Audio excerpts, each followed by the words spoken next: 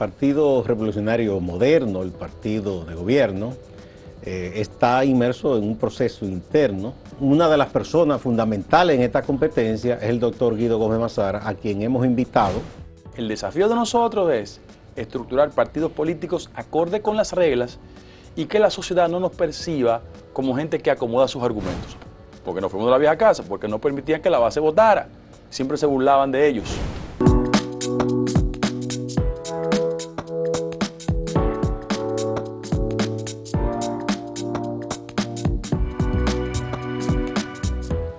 El Partido Revolucionario Moderno, el partido de gobierno, está inmerso en un proceso interno que tiene que ver con lo que ordenan las leyes sobre lo electoral y los partidos políticos para poner al día, ¿verdad?, todo su cuerpo directivo.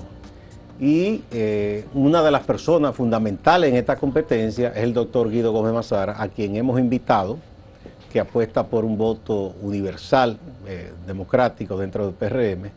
Y ese es el tema de hoy en A Partir de Ahora. Bienvenido, Guido. Gracias, un placer estar aquí. Bien. Bueno, tú estás compitiendo por la presidencia del PRM. ¿Cómo va el proceso? ¿Cuál es, si se puede decir, alguna preocupación que pueda aflorar? Mucho gusto. Mira, de conformidad con un mandato, que es la ley de partidos, hay un proceso de duración de las autoridades. No es el caso de mi partido, de las autoridades de todos los partidos. Es mandatorio. Claro. Y en mi partido, las actuales autoridades se juramentaron en junio del 18, lo que implica que 4 años se cumplen ahora en junio del 22. Y la ley ordena que haya esa renovación. Sí, es obligatorio. Frente a eso, en el partido hicimos un proceso de ajuste estatutario y frente a la reforma estatutaria de la organización, el único punto que podría generar algún tipo de interpretación es el que tiene que ver con el voto universal, directo y secreto. Me explico. En el viejo partido, la última referencia de convención por delegado fue aquella trágica convención del Concord entre Jacobo Magluta y Peña Gómez, que era una convención de delegados. Con ese trauma en el partido, estoy hablando de 35 años atrás, se desarrolló la corriente de que el doctor Peña Gómez fue el gran promotor de que había que generar las condiciones para el voto universal, directo y secreto. Nos vamos del viejo partido y en el nuevo partido, por ejemplo, Luis Abinader e Hipólito Mejía compitieron y en los dos procesos fue voto universal, directo y secreto. José Ignacio es presidente del partido, Carolina secretaria general, mediante el voto universal, directo y secreto. ¿Qué pasó? Que una comisión coordinada por mi buen amigo Eddie Olivares, que también es de los que aspira a la presidencia del partido, que es un muy buen amigo mío, sugirieron, después de un estudio a la dirección ejecutiva, que fuéramos un proceso de convención mediante el voto universal, directo y secreto, como era la tradición. Y en la dirección ejecutiva se adicionaron 2 herramientas nuevas: convención de delegados y convención de dirigentes. Como eso es materia de interpretación y no hay necesidad de generar estridencias, nosotros consultamos con 3 abogados, conocedores de la materia. Katia Miguelina Jiménez, ex titular del Tribunal Constitucional; Nacés Perdomo, que no tengo que dar credenciales de él porque son de público conocimiento; y Manuel Olivero, que es uno de los talentosísimos abogados en materia de derecho, sobre todo en materia electoral, hijo de un legendario dirigente reformista. Abogado también. Abogado, ¿no? Y que la historia política dominicana lo recuerda, entre otras cosas, por las comillas aquellas. Por las comillas de la Victoria Balaguer. Bien. Entonces, se lo enviamos ¿a quién? Al presidente de la República, al presidente del partido, a la secretaria general, a Eddie, a todos, diciéndole: miren, señores, miren lo que dice la consulta. Y nosotros esperamos que la racionalidad prevalezca, porque este es un partido maduro, y vayamos a un proceso de convención por el voto universal, directo y secreto. ¿Por qué? No solo por los alegatos de carácter jurídico que esgrimen esos abogados, principio establecido en el artículo 216 de la Constitución de la República, fundamentalmente el hecho del principio de irretroactividad de la ley y todas las sentencias, tanto del Tribunal Constitucional como una sentencia que es la 019-2014 del Tribunal Superior Electoral, que dice lo siguiente: que los partidos políticos tienen derecho a organizar los procesos, pero bajo ningún concepto pueden conculcar derechos fundamentales. Y tanto Katia como Nasser desarrollan una teoría excelente, que es la teoría sobre los derechos adquiridos. Muy importante. Yo aspiro y espero que con esa consulta no exista ningún tipo de posibilidad de plantearlo. Ahora, ¿qué es lo que ha pasado en la cultura política dominicana? Que la sociedad se ha ido democratizando, pero no necesariamente la cúpula de los partidos. El que hace un examen pormenorizado del debilitamiento de los partidos fundamentales post Guerra de Abril, tiene que llegar a la conclusión de que, no obstante la inexistencia de reglas jurídicas diferentes, eran partidos construidos de imagen y semejanza de sus jefes, Peña Gómez, Bosch y Balaguer. Y cuando la sociedad comenzó a evolucionar y a exigir derechos, y tenemos un parámetro, porque es una alta corte, que es el Tribunal Superior Electoral, todavía la mentalidad de los dirigentes sigue siendo la misma. Entonces, el desafío de nosotros es estructurar partidos políticos acorde con las reglas y que la sociedad no nos perciba como gente que acomoda sus argumentos. ¿Por qué no fuimos de la vieja casa? Porque no había democracia. ¿Por qué no fuimos de la vieja casa? Porque no permitían que la base votara. Siempre se burlaban de ellos. Porque ahora tenemos el desafío de no reproducir esa práctica. Sí, porque es verdad que no fuimos. No habría ninguna razón de reivindicar la salida del viejo partido si hoy en el nuevo partido hacemos lo mismo. La gran pregunta es, Guido, ¿quién se opone a que se cumpla con yo creo que es la regla número 1 de la democracia, que cada persona ejerce el derecho a votar? Y en este caso, para decidir quién lo dirige dentro del partido. ¿Quién se opone a eso? Mira, hay mentalidades primates en todos los partidos políticos. Y más que hacer señalamiento de carácter personal, es el convencimiento de que los acuerdos de aposento, el dedo, sigue siendo regla. Los bajaderos. Sí, buscarle una vuelta. Ese es el concepto. Ahora, ¿cuál es el alegato, por ejemplo, frente a mi insistencia? Guido, eso genera ruido al partido. Vamos por parte. Un partido político moderno tiene que cumplir con la ley. Pero ruido generaría si no se hace convención y se incumple con la ley. Eso sí es un ruido. En ese mismo orden. Guido, los partidos en el gobierno no hacen convención. Mentira. Por eso fracasó el PLD. Porque hipertrofió los organismos, no hacía convención, no validaba su liderazgo y se fuñó. Y el propio PRD también. ¿Qué pasó con el PRD? Pasó lo mismo. Entonces, están los precedentes muy frescos. Ahora, ¿cuál es el inconveniente de orden práctico? Hay que ser sincero. Muchos dirigentes institucionales no están bien parados en la base del partido. Y saben perfectamente que un proceso de convención va a ser un pase de factura a sus actitudes y sus comportamientos. Un examen.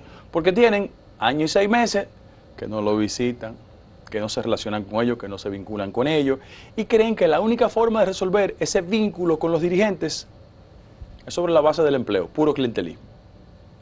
Que es un acto de subestimación de la dirección media y de la base del partido, agregado al hecho de que hay muchos compañeros que no han sido retribuidos en el empleo. Entonces, en esas dos direcciones, mucha gente que está convencida de que le pueden pasar factura, está generando incidentes en la dirección de un gran pacto, un gran acuerdo, un gran entendimiento. Y el que dice eso, yo lo respeto, pero conmigo no puede contar. Pues yo voy hasta las últimas consecuencias en la defensa del derecho de la base del partido a expresarse. Bien. Bueno, hasta ahora tú tienes esos abogados. Aquí está esta consulta, Sí. que incluso que publicamos, que es de la ex jueza Katia Miguelina Jiménez, de quien nadie puede dudar de su idoneidad y de su suficiencia profesional. Claro. Eso no está en juego. Pero tú no has ido todavía, por ejemplo, al Tribunal Electoral o al Constitucional. No, eso es una todavía, advertencia, diciéndole, mire, no hay necesidad de imponer una regla que de arrancada es ilegal e inconstitucional. Y hay varias decisiones, tanto en el Tribunal Superior Electoral como el Constitucional, favorables al derecho de la base del partido a elegir y ser elegido. ¿Hay una fecha ya para esa decisión en el partido? Bueno, en esta semana el partido va a decidir lo que se llama el cronograma. Y ahí El se cuerpo va a de establecer actividades y entre ellos se va a consignar la fecha. la fecha. Eso, bien, vamos a pasar a una pausa y volvemos.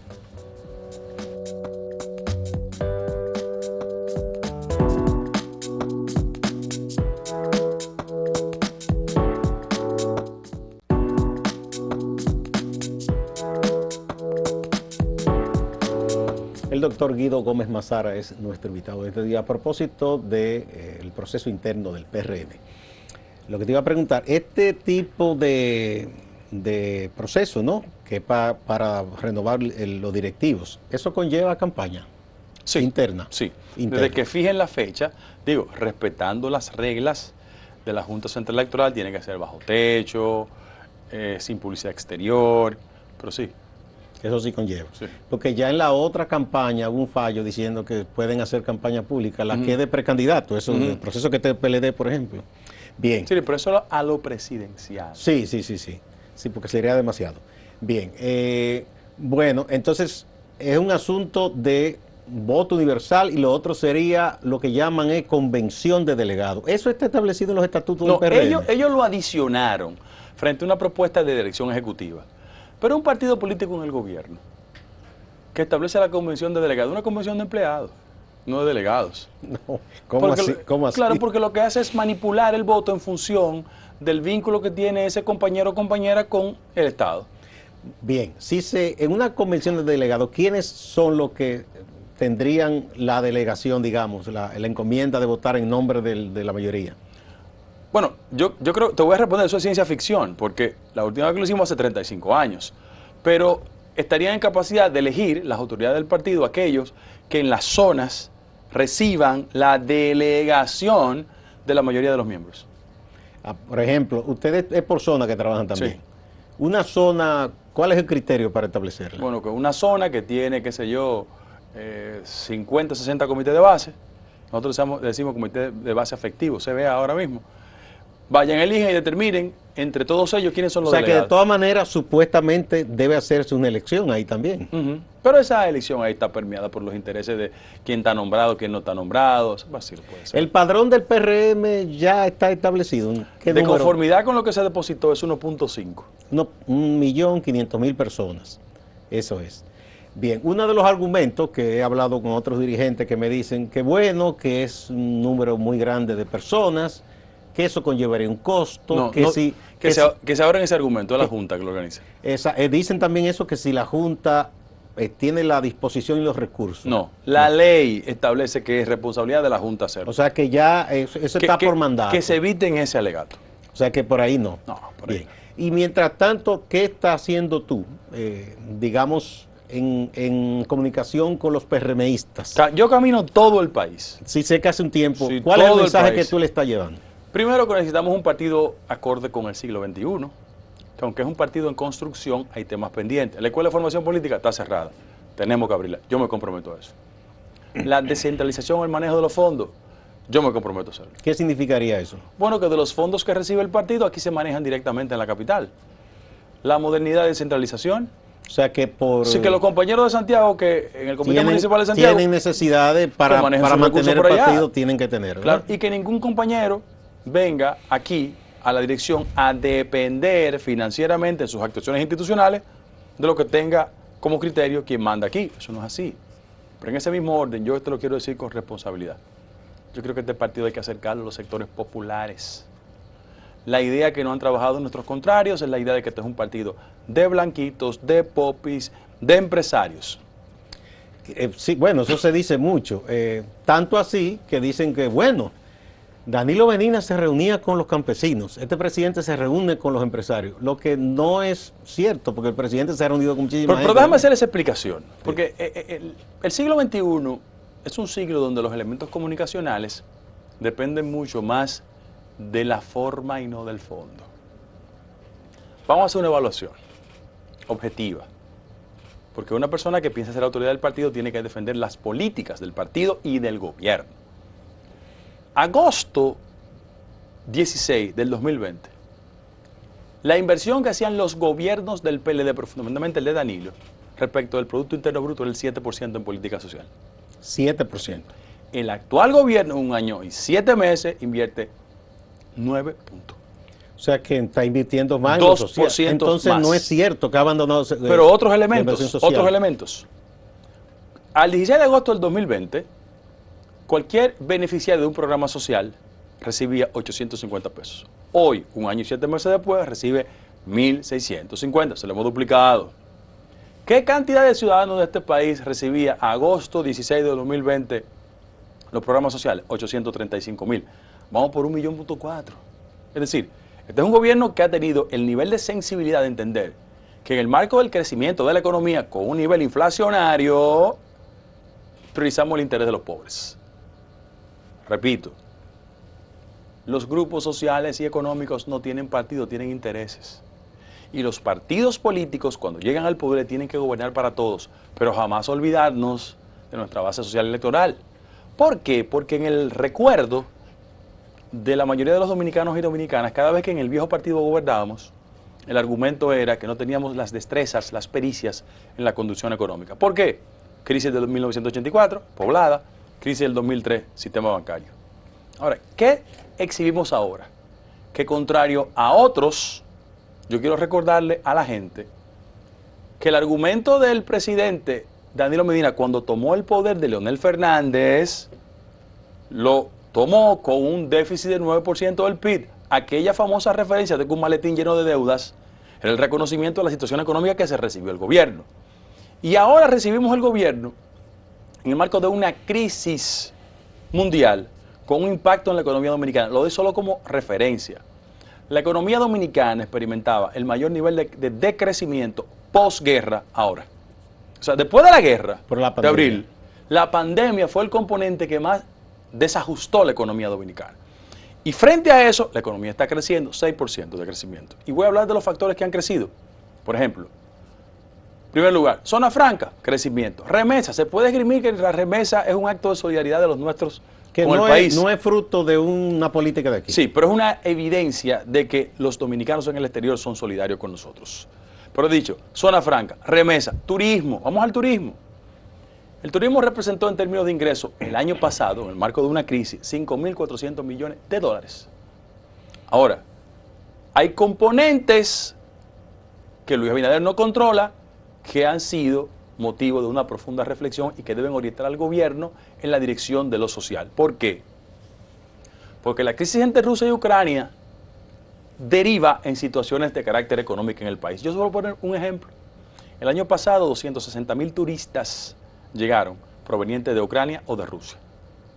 Y si nosotros proyectábamos un crecimiento de esa cantidad, eso va a implicar que el gobierno central deje de recibir alrededor de 400 millones de dólares. Eso es dinero.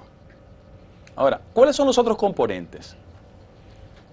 Ucrania es un productor de gas importantísimo. Inclusive, en la zona de Ucrania y Rusia producen el 60% del gas que se consume en Europa. ¿Cómo se ha disparado el gas? 12%. Pero también esa parte de Crimea representa una reserva de petróleo. ¿Cómo anda el petróleo? El Brent a 115. No, ya. Y el de Texas amaneció en 130 ya. Ok, bueno, 130. Pero el Texas también está altísimo. ¿Y qué hace el gobierno? ¿Qué hace el gobierno dominicano? Consciente del impacto que habrá de tener en la economía dominicana, eso genera un colchón, un financiamiento, para que eso no derive en el bolsillo y en el estómago de la gente. La semana pasada, 510 millones de pesos para subsidiar la posibilidad de que los precios se disparen. Eso va a significar, por lo menos este mes, 2.000 millones de pesos. Bien, volviendo a la idea que expusiste, de que tú dices que el partido debe ir más a su base y a los sectores populares. Por las razones económicas que estoy diciendo. Sí, del partido. Es que tú has visto que quizás acaso hay, si no un divorcio, un alejamiento, una falta de ese calor de los dirigentes con su base. Porque una parte importante del funcionariado tiene responsabilidades institucionales. Entonces, no puede llegarle a los compañeros y compañeras. Si tú eres presidente del partido en Los Llanos, San José de los Llanos, y quieres ver a tu par, tú tienes que ir al Palacio. ¿Tú te imaginas la burocracia que eso implica? No, y es materialmente imposible, por razones propias del cargo. Si tú eres secretaria general del partido en Jaina, tú tienes que venir al ayuntamiento a ver a tu par. O sea, son mis hermanos los dos. Que la alcaldesa con tantas ocupaciones no puede recibir. Entonces hay que buscar a una figura en el partido que se dedique 24 horas, 7 días a la semana a ese tipo de trabajo político. Digamos que el pecado del PRM ha sido abandonar un poco la política después de llegar al gobierno. Vamos a otra pausa y volvemos.